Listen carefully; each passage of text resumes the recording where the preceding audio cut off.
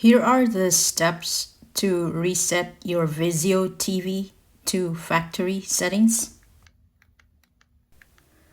First, you will have to go to the home menu in your remote, and from there, go to all settings, and from all settings, go to admin and privacy. And from here, you will have the option to restart your TV. It's here where you can see your TV information, but you will need to go to the reset to factory settings. So it's on the fifth one, so you just click on the reset to factory settings. So as soon as you click on that, you will have the option to reset it, TV, reset apps, restart, or you can cancel if you don't want to.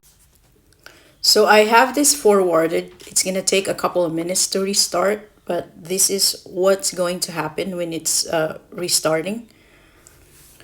Then once the restart has completed, you will be seeing options on what to do with your TV. These are the options when you first buy the TV.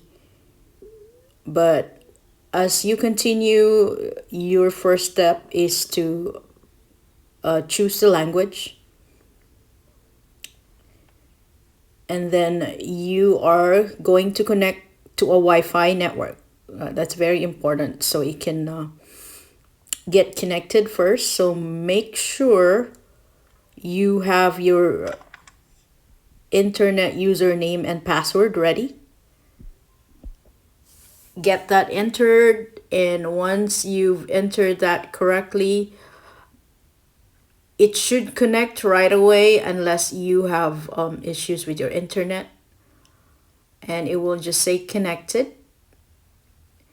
And from there, it will check for updates first to just make sure that your TV